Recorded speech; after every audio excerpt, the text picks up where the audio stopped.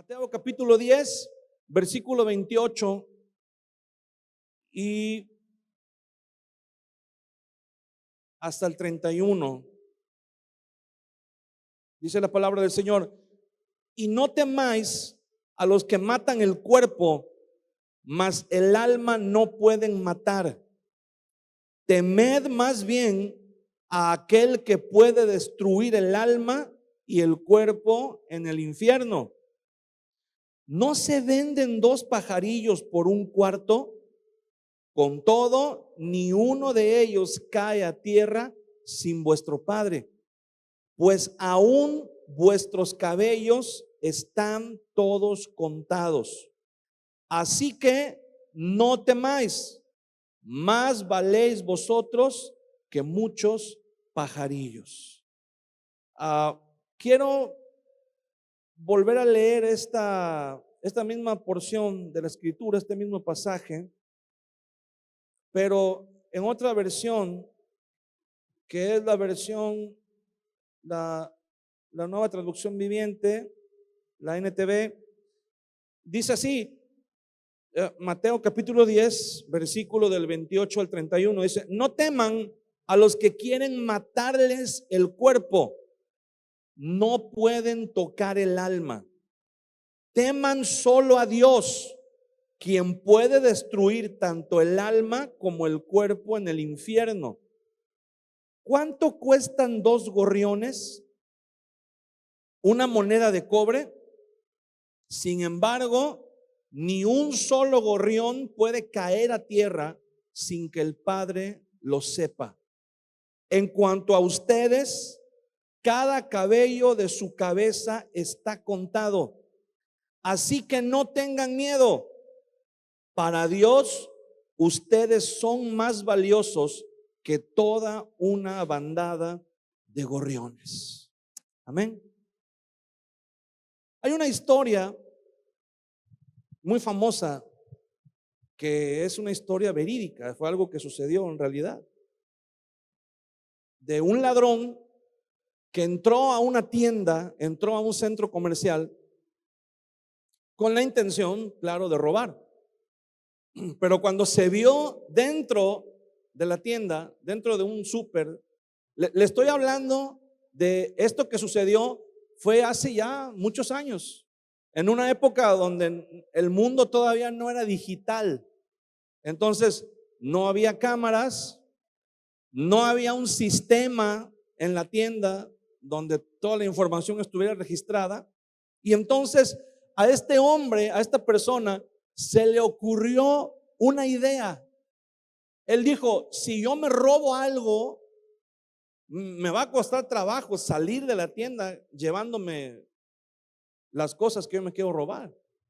Y entonces se le ocurrió una idea. Se escondió en la tienda y esperó a que la tienda cerrara. La tienda cerró sus puertas y él se quedó adentro toda la noche, adentro de la tienda. Pero tampoco se robó nada durante la noche. Hizo algo peor que robar. ¿Qué fue lo que hizo este hombre? Se dedicó toda la noche que estuvo ahí en la tienda encerrado, se dedicó a cambiar los precios de los productos. Le quitó las etiquetas a todos los productos y comenzó a cambiarlas.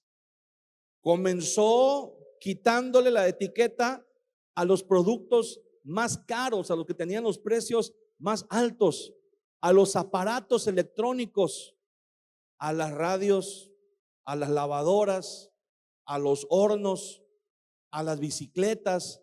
Comenzó a quitarles el precio y a ponerles a los productos que eran más caros, les puso las etiquetas más baratas, las más bajas. Y a los productos que eran más baratos, les comenzó a poner las etiquetas que eran más caras, los precios más altos.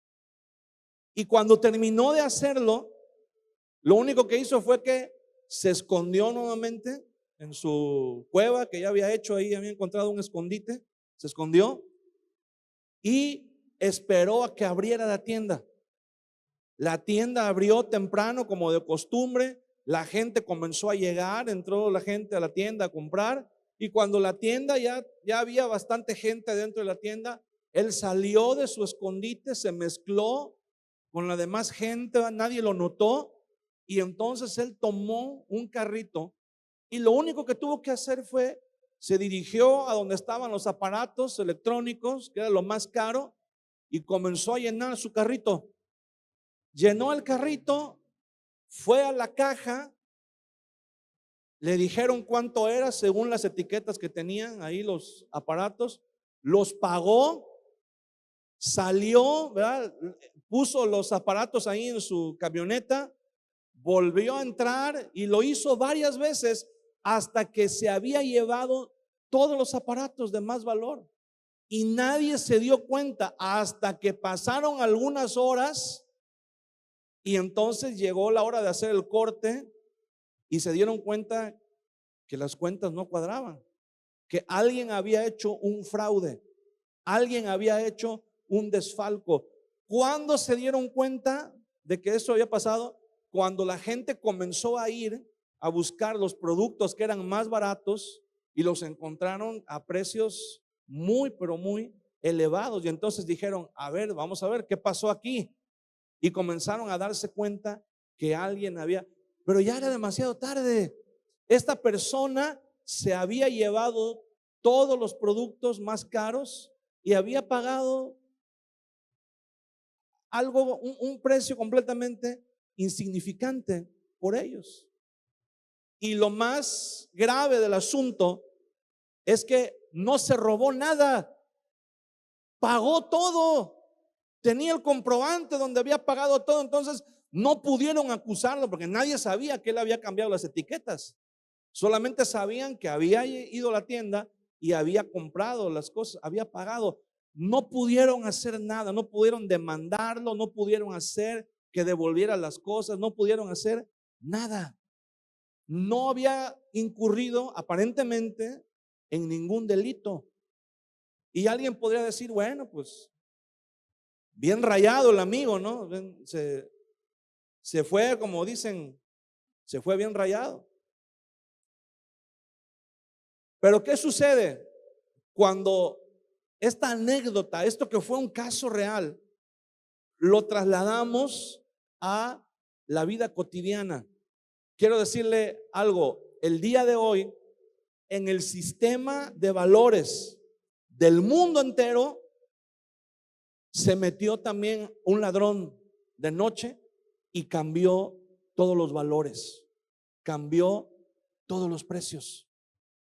Y el día de hoy, en el mundo en el que vivimos, hay cosas muy caras, hablando en un sentido figurado, hay cosas que tienen un valor muy alto y el día de hoy se están, como lo decimos comúnmente, se están malbaratando, se están desperdiciando.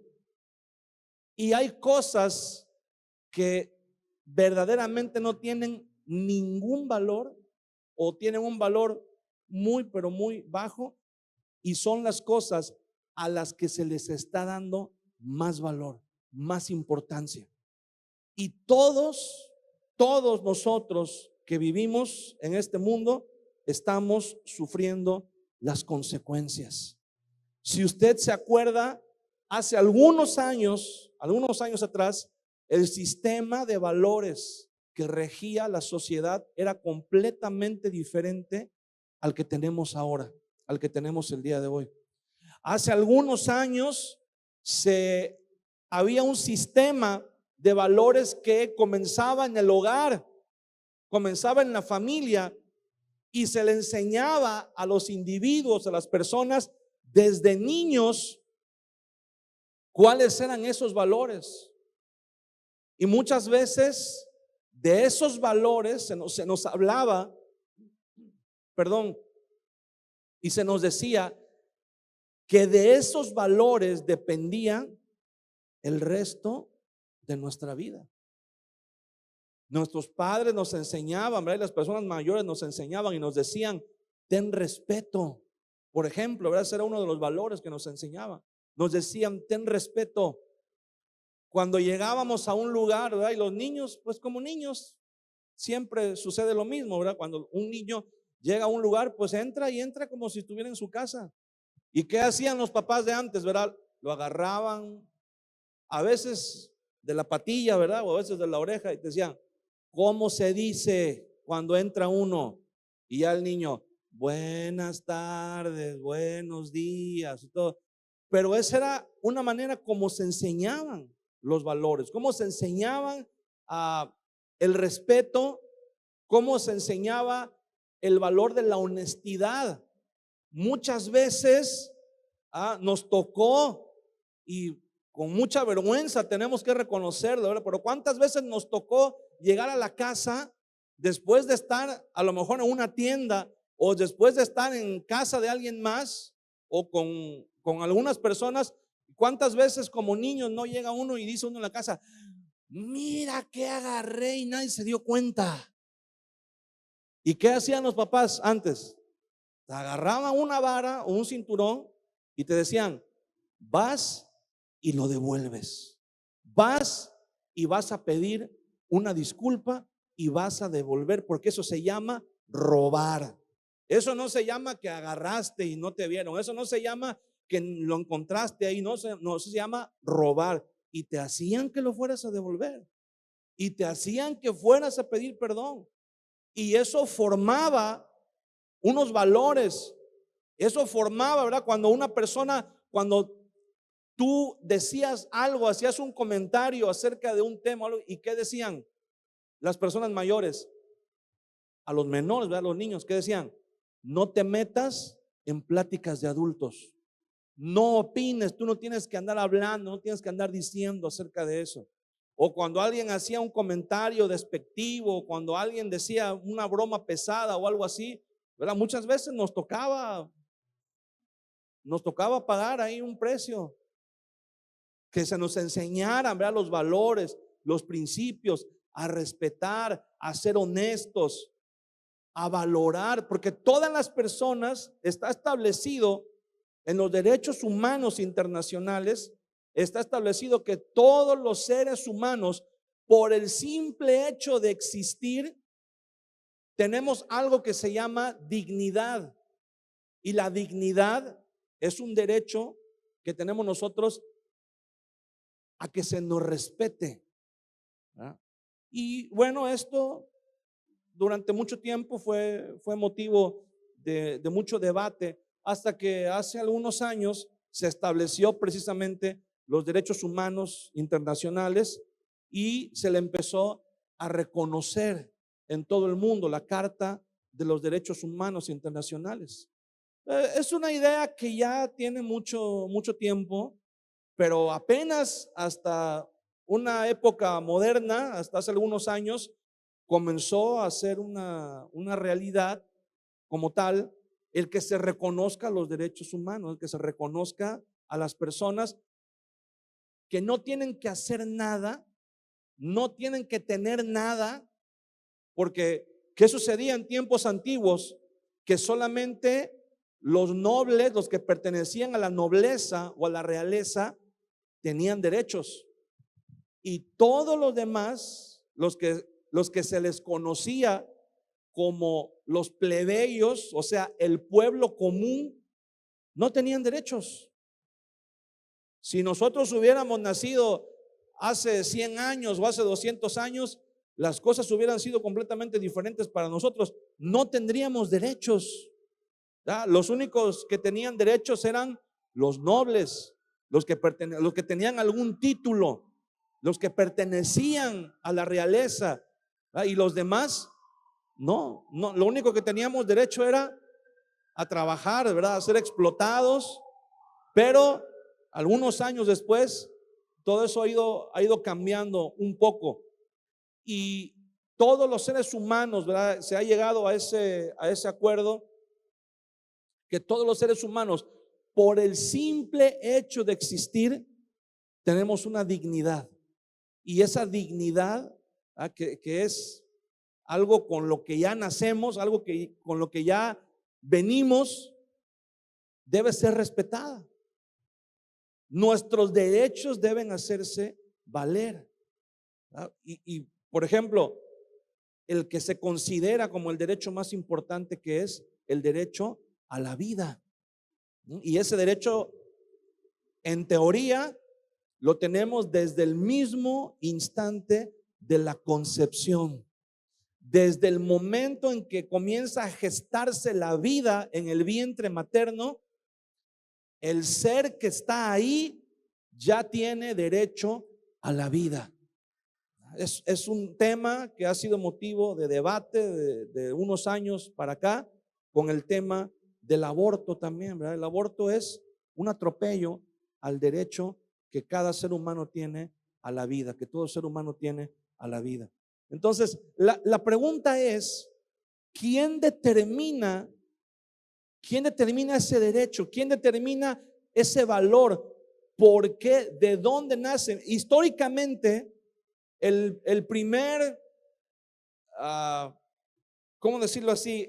La primera manifestación, la primera señal que hubo de los derechos humanos fue una carta redactada por la reina Isabel de Castilla, en donde ella envió, después de los descubrimientos de Cristóbal Colón y después de todo lo que sucedió ahí, que el comienzo de la colonización de las tierras descubiertas, pues comenzaron a suceder toda clase de atropellos en contra de los pueblos nativos. Y como respuesta, todos esos atropellos, todos esos abusos que se cometían contra los pueblos nativos, llegaron a oídos de los reyes. Y entonces los reyes, ¿verdad?, que eran gente extremadamente religiosa en algunas áreas, ¿verdad?, en algunas cosas que les convenían y en otras eran más prácticos.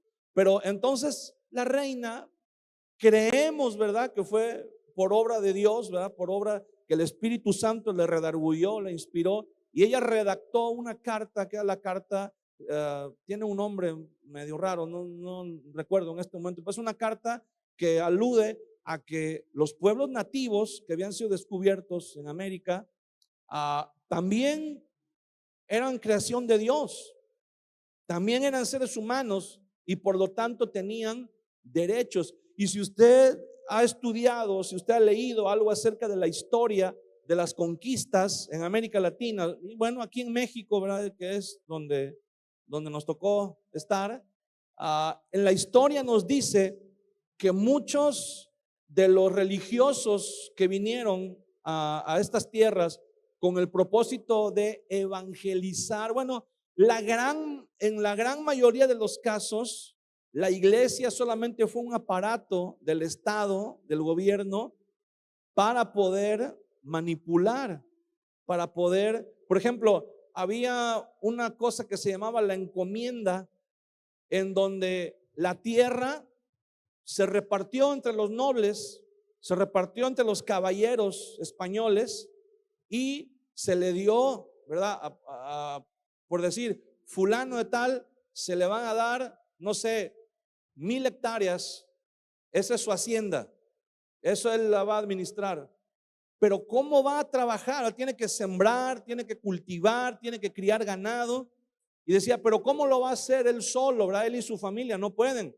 Entonces ahí entraba la iglesia y la iglesia decía, bueno, hay una bula establecida por el Papa en donde se creó la encomienda. La encomienda consistía en que a ese caballero, a ese noble español que se le concedieron 1000 o 2000 o 3000 hectáreas de terreno, se le van a conceder también 200 indígenas para que sean parte de su hacienda, y esos 200 indígenas se le van a conceder a él que sean parte de su hacienda, porque él va a tener la obligación, la responsabilidad delante de Dios de evangelizarlos, y ellos, en agradecimiento a que se les va a evangelizar, van a trabajar la tierra.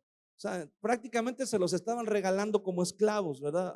A los nobles. Entonces, fue más bien un aparato, pero no todos los religiosos, ¿verdad? Claro, los religiosos eran los encargados de supervisar esa noble labor que los caballeros españoles estaban realizando, pero en la historia nos encontramos personajes que son muy, muy queridos por las comunidades indígenas porque realmente se tomaron su papel, se tomaron su trabajo en serio y lucharon por los derechos de los pueblos indígenas. Tenemos personajes como Fray Bartolomé de las Casas, por ejemplo. Ahora, si usted lee la biografía de este personaje, se va a encontrar con que fue alguien muy querido por el pueblo, por los indígenas, porque los cuidaban, porque los protegían y los defendían de los maltratos que los hacendados les daban, ¿verdad? Porque obviamente cuando se rebelaban, cuando no hacían caso, pues les imponían castigos que incluían maltratos físicos, golpes y bueno, todo lo que usted ya sabe, ¿verdad? Pero vamos, ¿de dónde nace eso de los derechos humanos? Bueno, nace de un sector de la iglesia que se toma en serio el respeto y el amor al prójimo. Y entonces es la palabra de Dios la que nos dice que la vida de cada persona, de cada ser humano, tiene un valor. Y ese valor no es asignado según su posición social, no es asignado según el lugar en donde nace o la familia en donde nace. Ese valor no es asignado si esa persona tiene algún mérito o algún logro. Ese valor no le es asignado si esa persona es güero o es moreno, ¿verdad? No se le asigna dependiendo si está guapo, si está feo, no se le asigna. Ese valor se le asigna simplemente porque Dios lo creó, porque es creación de Dios, ¿verdad? Cada ser humano tiene un valor intrínseco, innato, que Dios nos ha dado, y la palabra de Dios lo expresa y lo manifiesta de muchas maneras. Hay muchos pasajes que podemos citar, que podemos hablar acerca del valor que Dios le da. En la ley de Moisés, la ley de Moisés es un avance. El trabajo legislativo de Moisés es un gran paso adelante en la lucha por los derechos humanos. Todos conocemos la famosa ley del talión, ¿verdad? Que dice ojo por ojo, diente por diente, mano por mano, pie por pie. ¿Y qué es la ley del talión? Bueno, la ley del talión es una ley que regula la cuestión de la justicia, de la impartición de justicia, que en ese momento no se conocía como tal, sino solamente se llamaba la venganza. Entonces, ¿en qué consistía la venganza? En que si una persona le hacía daño a otra persona, la persona que recibía el daño tenía todo el derecho de vengarse. Se le reconocía como el derecho de la venganza. Pero ¿qué sucedía la mayoría de las veces? Cuando una persona ejercía su derecho de venganza, casi siempre, casi en el 100% de los casos, la venganza era excesiva en comparación del daño que se había recibido. En el libro de Génesis, no recuerdo el pasaje, pero en el libro de Génesis nos narra una historia en donde dos hombres pelean, dos hombres riñen y uno deja al otro lisiado del brazo, le deja el brazo lisiado. Y entonces este hombre que queda lisiado del brazo, después en venganza va y mata a los dos hijos del otro hombre y lo deja sin descendencia, lo deja sin familia. Entonces, para regular ese tipo de situaciones, digo, porque de entrada, cuando leemos la ley del talión y decimos ojo por ojo, diente por se escucha muy sanguinario, ¿no? Se escucha muy cruel, muy salvaje, pero si lo vemos desde este punto de vista, era una manera de regular, era una manera de decirle a las personas, ok, sí, tienes derecho a desquitarte, pero no te pases. sea, no hagas un daño mayor al que tú recibiste. Entonces, la ley de Moisés tiene como propósito frenar las venganzas desmedidas. Sí, establece un derecho a la venganza, pero de acuerdo al daño recibido.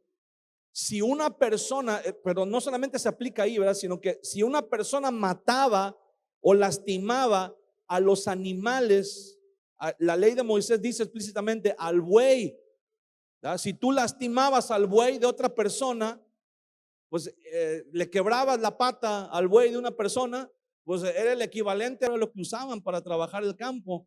Entonces la ley de Moisés dice que tenías que pagar el valor del animal o tenías que reponer el animal que habías dañado.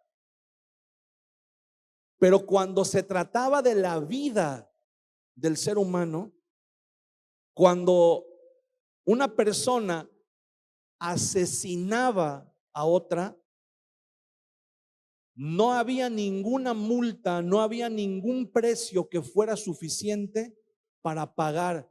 La persona que asesinaba a otra tenía que ser ejecutado, tenía que pagar con su propia vida. Y te repito, leyéndolo de primera mano puede parecer algo muy grotesco, pero entendamos lo que Dios está tratando de decirnos aquí, que la vida de una persona tiene un valor tan alto que solamente otra vida puede pagar para que el precio quede cubierto.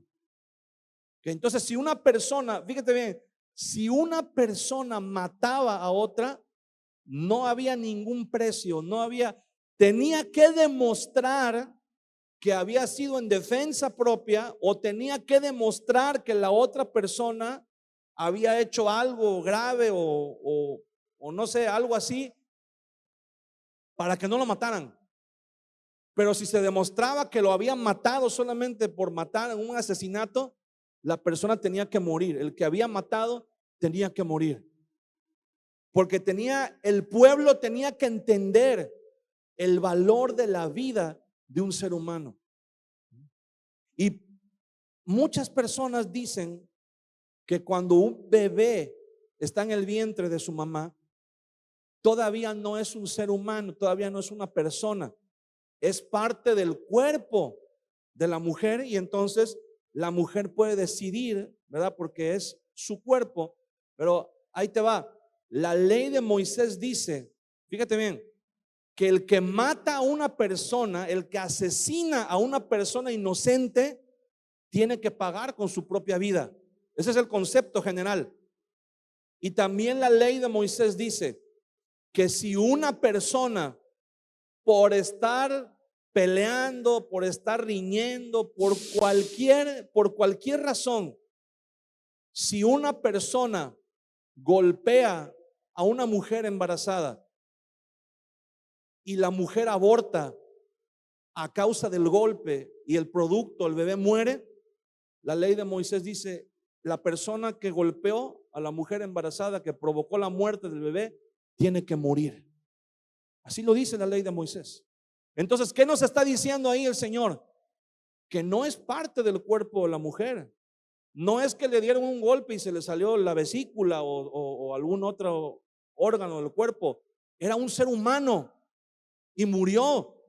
Y entonces el que provocó la muerte tiene que pagar con su vida. ¿Qué nos está diciendo ahí el Señor? Que es un ser humano el que está ahí, que tiene vida, que vale delante de Dios. Su vida es valiosa, aunque todavía no haya nacido, aunque todavía no le conozcamos. Pero si matar a un inocente conlleva la pena de muerte, ¿quién puede haber más inocente que un bebé que está en el vientre, ¿verdad? Que aún no ha nacido? Entonces, eso es lo que la ley de Moisés estableció. Y fue la ley, fueron los principios que durante muchos años rigieron al pueblo de Israel. Ahora, ¿qué nos está diciendo el Señor por medio de su palabra? Que el único que puede determinar el valor de la vida del ser humano es Dios. ¿Por qué? Porque Él nos creó. Y como Él nos creó, Él tiene todo el derecho. Él es el único que puede decirnos cuánto valemos y cómo vivir nuestras vidas. Hay un cuento de una vez, un hombre dijo: yo ya descubrí cómo crear un ser humano. Y entonces yo soy como Dios. Dice, ya Dios no es el único. Yo ya descubrí y entonces yo soy como Dios. Y si yo puedo crear vida, entonces yo puedo administrar y manejar esa vida como yo quiera. Y este hombre lo anunció. Es una historia ficticia, pues no vaya a creer que es verdad. Entonces cuenta la historia que este hombre dijo: yo les voy a demostrar que yo también puedo crear vida igual que Dios. Y lo anunció y dio una fecha y en un lugar para que toda la gente se reuniera. Y toda la gente llegó, ¿verdad? Miles de personas llegaron, se dieron cita, y este hombre salió al escenario y dijo: hoy les voy a demostrar que Dios no es el único que puede crear vida, que puede crear seres humanos. Yo también los puedo crear. Y toda la gente se quedó así, ¿verdad? Asombrada. Oh, ¿cómo? Y dice: ok, ahora les voy a demostrar que yo lo puedo hacer. Entonces tomó un recipiente con agua, lo vació en el suelo, en el barro, y comenzó a hacer una mezcla. Comenzó a amasar el barro y comenzó a darle forma de una persona. Comenzó a darle forma humanoide, ¿verdad? La cabeza, los brazos, el cuerpo, las piernas. Comenzó, ya que estuvo hecho ahí, ¿verdad? El muñeco de arcilla, de barro, dijo: ahora les voy a demostrar cómo yo voy a crear un ser humano. Y comenzó a hacer, dice, sin la necesidad, sin la ayuda, sin la intervención de Dios. Y dijo: ahora, y cuando dijo ahora, se escuchó un trueno en el cielo y se abrió así el cielo, las nubes, y se vio una luz que descendió y se escuchó la voz de Dios que dijo: a ver, mijito, primero haz tu barro y haz tu agua y ya después vienes a inventar tu ser humano, ¿verdad? ¿Por qué? Porque todo parte de la creación de Dios. Nosotros no hacemos nada nuevo. Todo lo que digamos que podemos, si alguien dice: yo tengo derecho de decidir, yo tengo derecho a hacer, porque yo no necesito de Dios, ¿verdad? Porque todo lo que yo tengo lo he hecho con mi esfuerzo, con mi trabajo, con mi inteligencia. Y entonces podríamos empezar desde un punto de partida diciéndole: bueno, ¿y quién te dio las fuerzas para trabajar? ¿Quién te dio la sabiduría para trabajar? ¿Quién te dio la salud? ¿Quién te dio la vida para que pudieras trabajar y tener todo lo que dices que tienes según tú por tus propias fuerzas? Dice el apóstol Pablo: nada poseo que no me haya sido dado primero. Y si me fue dado primero, dice Pablo, entonces ¿de qué me voy a gloriar? ¿De qué me puedo gloriar si todo lo que tenemos es de parte de Dios? Amén. Nada es por nosotros mismos, nada viene, no podemos nosotros originar ni crear nada. Solamente trabajamos con lo que Dios creó, con lo que Dios nos ha dado. O sea, el valor de la vida del ser humano solamente lo puede determinar Dios. Y Dios nos creó con un valor. Valemos para Dios. Pero ¿qué sucede? Volvemos a la historia del ladrón.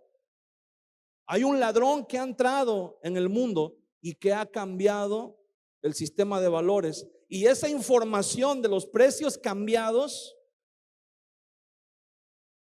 se ha encargado, ¿verdad? Ha habido una campaña para establecer en las mentes de toda la humanidad los nuevos precios. Y cómo han llegado hasta la mente de las personas los nuevos precios. a través de las redes sociales, a través de Hollywood, a través de la música, a través de las canciones, ¿verdad? A través de los personajes famosos, ¿verdad? De los llamados influencers. Ha llegado hasta nosotros, hasta nuestras generaciones, ha llegado el valor, la información de los nuevos valores, de los nuevos precios. Y ahora, ¿qué es lo que a lo que la gente aspira? ¿A qué es a lo que aspiran las nuevas generaciones?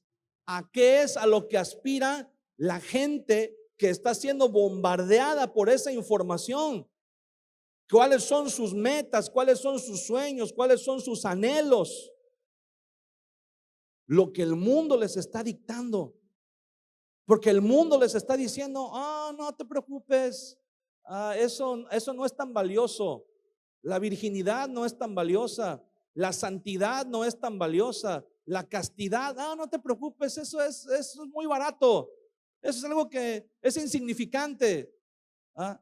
Y están diciéndole a esta generación, al mundo entero, que las cosas que antes eran importantes ahora no lo son tanto. Y están diciendo: no, mira, ahora lo más importante es cómo te ves en las fotos que subes a Instagram. Ahora lo más importante es que la gente vea en tus redes sociales que fuiste y te tomaste un café en la parroquia, así que tómale una foto y la subes. Ahora lo más importante no es cómo esté tu familia. Lo más importante no es cómo esté tu relación en tu matrimonio. Lo más importante es que se vean bien en Facebook, que se vean bien, que salgan guapos en las redes sociales. Eso es lo más importante ahora. Lo más importante no es, mira, algo que me sorprendía y estaba viendo unas entrevistas, unos videos que subieron, estaban preguntándole a los niños de la primaria, de los primeros grados de primaria: ¿qué quieres ser cuando seas grande? ¿Y sabes qué contestaban la mayoría de los niños? La mayoría de los niños decía: yo quiero ser youtuber, yo quiero ser gamer, yo quiero ser influencer, yo quiero tener mi página, mi canal de YouTube, yo quiero tener mis redes sociales. Y la gente dice: no, sí, porque mira fulano de tal, y te mencionan los nombres. Mira fulano de tal, en tanto tiempo le dieron su placa, y en tanto tiempo ya trae un camionetón, y en tanto tiempo, mira, él antes vivía en tal lugar y ahora vive en Miami, o ahora vive en tal lugar, ¿verdad? Y ahora mira, ha paseado, ha viajado por todo el mundo, y eso es, pero ¿a qué precio? La mayoría de las veces, y se los quiero decir, ¿verdad? La mayoría de las veces a cambio de su dignidad como seres humanos. Porque delante de miles de personas en las redes sociales son famosos y son aclamados, pero después de que el show termina, después de que se apagan las cámaras, ¿con qué cara crees tú que se sientan a la mesa en su casa y ven a los ojos a sus padres, a sus hijos, después de haber dicho tantas barbaridades, después de haber hecho chistes, comentarios grotescos muchas veces, después de haber hablado palabras soeces, porque eso es lo que hablan, leperadas? Antes yo me acuerdo que mira, estaba permitido decir ciertas groserías en la familia, en el seno familiar. Había ciertas groserías que eran como que los estándares, pero había algunas palabras que estaban prohibidas, que estaban restringidas. Había algunas palabras que aguas si tu mamá o tu papá te escuchaban decir tal y tal palabra, porque estabas en riesgo de perder un diente, porque estabas en riesgo, sí, porque era un cachetadón, o era un cinturonazo, o era un castigo severo, porque había ciertas palabras que no estaban permitidas. El día de hoy todo está permitido. El día de hoy tú ves en las redes sociales videos, y de verdad te impacta, videos de niños y niñas que apenas pueden hablar, apenas pueden pronunciar bien palabras, y ya están diciendo leperadas, ya están diciendo barbaridad y media. Y entre más groserías y entre más leperadas dicen, más likes tienen y más famosos se hacen. ¿Y qué es lo que la gente, lo que las nuevas generaciones están viendo en eso? Bueno, pues entonces vamos a hacer esto. Y si se graban haciendo tal o cual tontería, se vuelven más famosos. Y si se graban haciendo una broma a otra persona, se vuelven más famosos. Y si suben un video en donde están, mira, ya es de asustarse pensar qué es lo siguiente que van a subir a las redes sociales.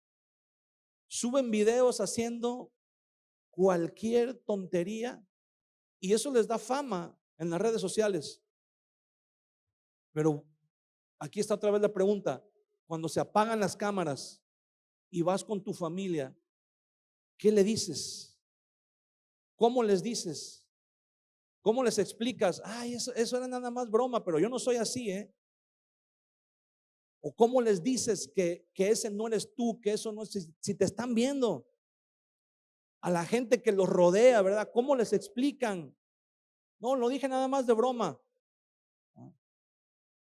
Hay un caso muy sonado ahorita en redes sociales de una niña que sufrió un bullying tremendo, que terminó en el hospital por un ataque de ansiedad, porque su papá es un influencer que se dedicó durante muchos años a hacer bromas acerca de la condición física de algunas niñas, y resultó que a su hija le pasó de lo que tanto él se burlaba, y entonces ahora él está exigiendo respeto, ahora él está subiendo videos a sus redes sociales en donde exige respeto, en donde exige que no se metan con su hija, que no se metan con su familia.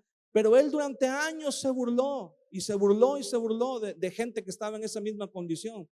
Entonces, ¿te imaginas cómo se puede sentir una niña así, de recibir tanto bullying y después darse cuenta que la causa del bullying que está recibiendo son videos de chistes que su papá hizo durante años y que ahora le tocó ser el objeto de esos chistes a ella? Y todo ese chisme me lo eché ayer ahí en Twitter, porque de repente alguien compartió algo y dijo: fulano está muy enojado. Entonces, ¿qué pasó? Y me puse a leer los comentarios y resulta que sí es algo muy grave, sí es algo muy lastimoso, porque hay una niña inocente que está sufriendo y que está siendo víctima de mucha carrilla, como decimos, ¿verdad?, de mucho bullying, sin deberla ni temerla. Pero la razón es que fue causado, y el causante fue su propio papá. Entonces, ¿con qué cara ese papá le puede decir a su hija: hija, no te preocupes? Si la hija ve los videos de él burlándose y haciendo chistes de otras personas que tienen la misma condición que ella tiene. Entonces, cosas como esas marcan la vida de una persona. Situaciones como el abandono, el maltrato físico y verbal, situaciones como los abusos. Si un padre, si en el seno familiar, que es donde se supone que debe haber protección, que debe haber amor, que debe haber cuidado, no lo hay, eso ya le está, mira, eso ya está determinando en nuestros hijos el que ellos sientan cuánto valen. Si tú no le muestras amor a tus hijos, si tú no le muestras a cuánto valen ellos, el mundo les va a decir cuánto valen, el diablo les va a decir cuánto valen, y no con palabras, sino con hechos. ¿Cuántas veces en el mismo seno familiar hay abusos, hay maltratos, hay golpes?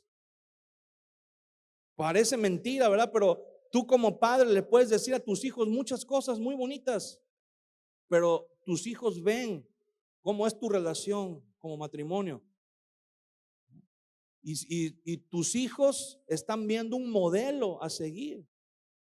Tus hijos están viendo, ¿verdad? Si tú como padre no tomas tu lugar, tu responsabilidad como hombre, como varón, tú le estás mandando un mensaje a tu hijo.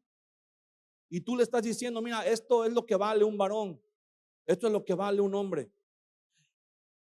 Y aunado a eso, si hay maltratos, si hay insultos en el matrimonio, por ejemplo, lo que es más clásico, ¿verdad?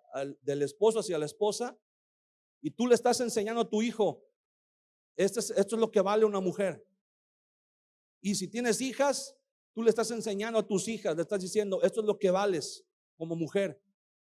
Por eso, cuando pasan los años y las hijas crecen y se casan, muchas veces sufren maltratos, abusos, golpes, y lo sufren en silencio porque hubo un mensaje. Aunque tú como papá le digas, hija, no te dejes nunca, ¿verdad? Si te maltratan, si esto, tú aquí tienes tu casa y puedes venir todo. Sí, eso es lo que tú le dices.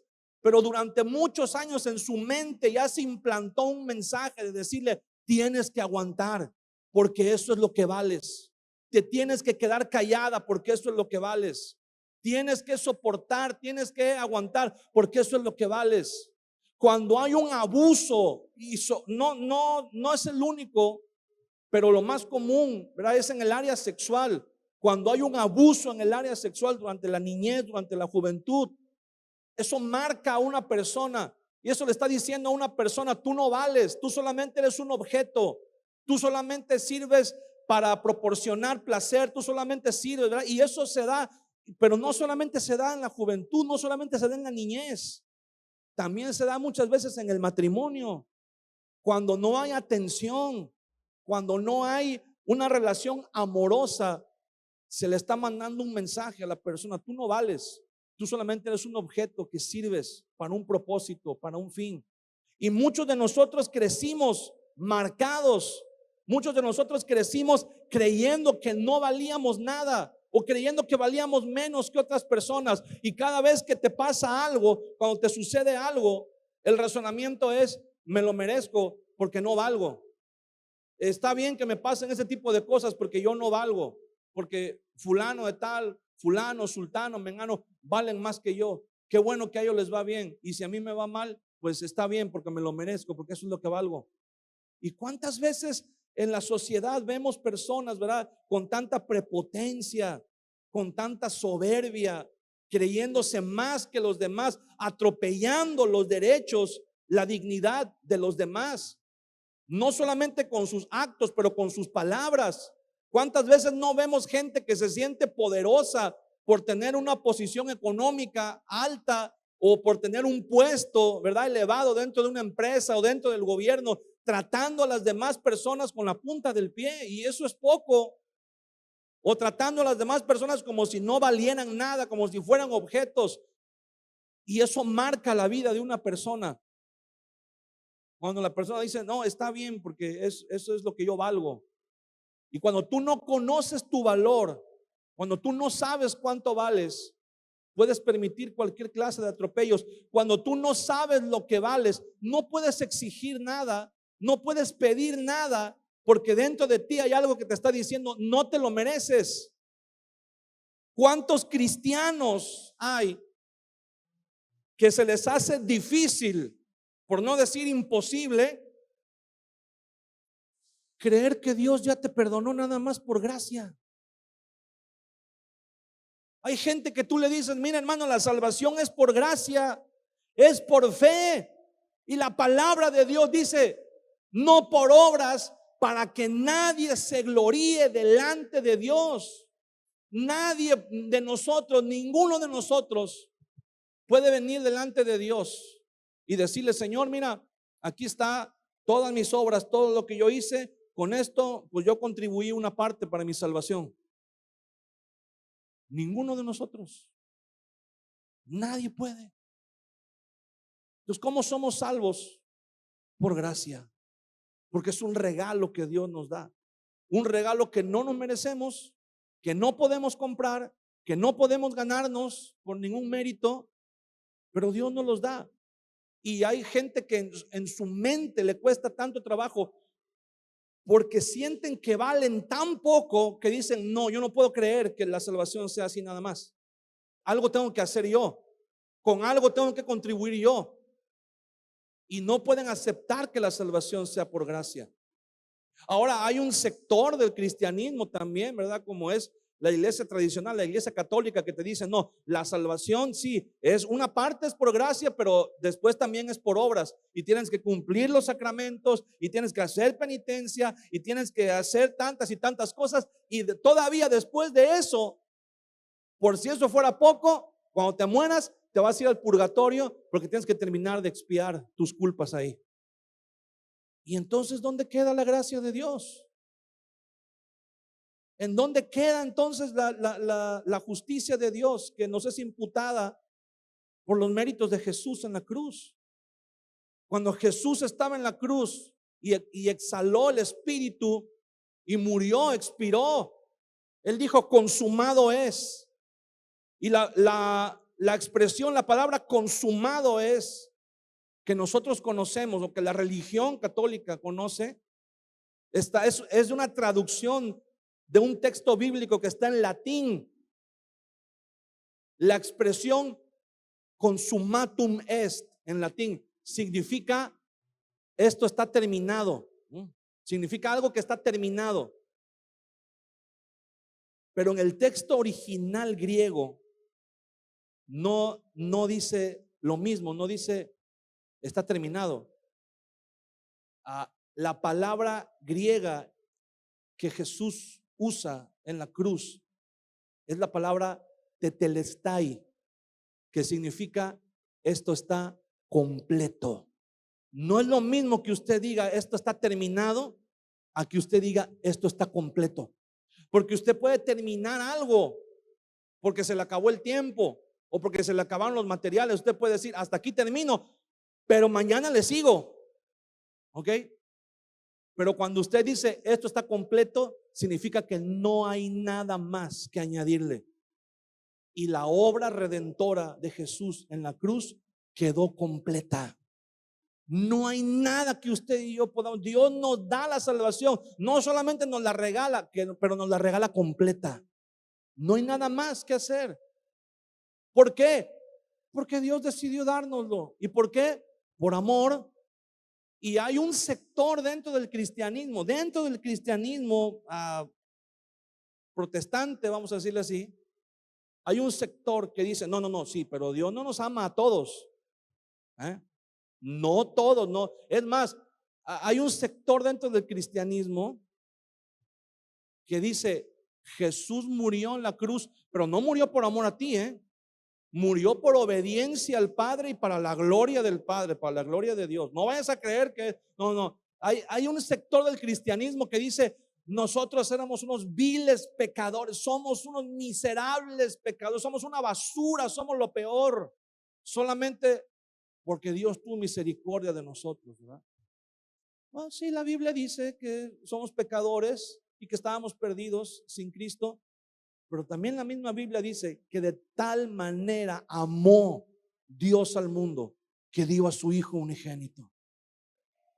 Por supuesto que Jesús murió en la cruz en obediencia al Padre y para la gloria del Padre, pero también murió por amor a nosotros. Y Jesús nos está diciendo algo muy importante en este pasaje. No es el mundo, no es Satanás, no son tus circunstancias. No es lo que te haya pasado, no es en la familia donde hayas nacido lo que determina tu valor. Tu valor lo determina Dios. Jesús dice, no teman a los que matan el cuerpo. Vamos a leer la versión NTV. Dice, no teman a los que quieren matarles el cuerpo. Porque este pasaje está dentro del contexto de la misión, donde Jesús envía a los 12 apóstoles a predicar el evangelio. Y Jesús dice, aguas, porque va a venir persecución contra ustedes, va a venir oposición contra ustedes. Dice, pero no teman a los que quieren matarles el cuerpo, no pueden tocar el alma. Teman solo a Dios, quien puede destruir tanto el alma como el cuerpo en el infierno. O sea, Jesús está diciendo, el único que puede determinar quién se salva o no es Dios. Él es el único. Dice, ¿cuánto cuestan 2 gorriones? ¿Una moneda de cobre? En la versión Reina Valera dice No se venden dos pajarillos por un cuadrante. Un cuadrante, ahí les va. Un cuadrante es la 16ª parte de un denario. Y un denario es el salario de un día de trabajo. O sea, ¿en cuánto está ahorita el salario mínimo diario, verdad? Bueno, divídelo en 16 partes y una de esas partes le alcanzaría para comprar 2 gorriones en la época de Jesús. Entonces, ¿cuánto valía un gorrión? La mitad de un 16avo del salario mínimo, del salario de un día. Entonces Jesús dice, el ser humano, el hombre, ha determinado que 2 gorriones valen un cuadrante, una moneda de cobre. Pero Dios no. Para Dios, aún los gorriones valen tanto que ninguno de ellos muere sin el conocimiento de Dios. Yo me pregunto, ¿cuántos pájaros, cuántos gorriones o cuántas aves no mueren en el monte, en el anonimato, sin que uno se entere, ¿verdad? Sin que uno sepa? Y como hay un montón de pájaros, nadie sabe cuando falta uno. Pero Dios sí. Dios sí. Cuando hay, usted ha visto, sobre todo aquí, ¿verdad? Cuando las gaviotas vuelan, cómo hacen figuras, ¿verdad? Y usted las ve y usted dice, ay, qué bonitas. Ay, mira. A veces ni se pueden contar, ¿no? De lo lejos que están. Pero cuando Dios ve las aves volando, Dios dice, ahí falta una que ayer volaba con ellos. Dios sabe. Dios los conoce. Para Dios valen tanto las aves, los gorriones, que son el pajarillo más insignificante, más común. Las palomas, pues, que son tan comunes que ya ni les prestamos atención. Si vemos un pavo real, ¿verdad? O si vemos un faisán, o si vemos una guacamaya, decimos, ¡ay, qué bonito! Pero las palomas son tan comunes que hasta a veces hasta las queremos matar, ¿verdad? A veces hasta que son tan insignificantes. Pero quiero decirte algo, Dios las conoce a cada una. Dios sabe quiénes son. Y cuando una de ellas muere, Dios se entera, Dios lo sabe. Así de importantes son los gorriones, las palomas, los pichones para Dios. Y Jesús dice en el versículo 31, así que no tengan miedo. Para Dios, ustedes son más valiosos que una bandada de gorriones. Jesús dice, no te preocupes. Gente te ha hecho sentir que no vales. Las circunstancias te han hecho sentir que no vales. Lo que te pasó cuando eras niño, cuando eras joven, tus fracasos, tus historias tristes, te han hecho sentir que no vales. Así como los gorriones, que de repente alguien dijo, ¿qué precio le ponemos a un gorrión? Pues ponle, no sé, la 16ª parte del salario. Es más, ponle que 2 valen la 16ª parte. Alguien determinó un valor raquítico para los gorriones, pero ese es en el sistema de valores del ser humano. En el sistema de valores de Dios, cada una de esas aves vale tanto que Dios sabe el día que nacen y el día que mueren. Y Jesús dice, en cuanto a ustedes, cada cabello de su cabeza está contado.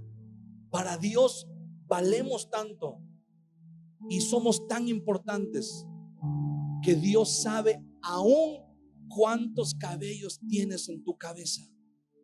¿Tú crees que Dios no va a saber lo que te aflige? ¿Tú crees que Dios no va a conocer tus inquietudes, tus problemas, tus necesidades? ¿Alguna vez te has sentido tan insignificante que has dicho, ¿para qué oro si a Dios no le importa? Mis problemas son tan insignificantes en comparación con otras cosas que yo creo que a Dios ni le toma importancia. Yo creo que a Dios ni le importa, ¿verdad? Lo que yo sienta o lo que yo tenga y todo. Y Jesús está diciendo aquí, mira, a Dios le importas tanto, vales más tú que un montón de pájaros que vuelan en el cielo.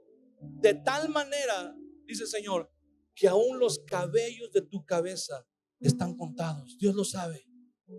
Dios lo sabe.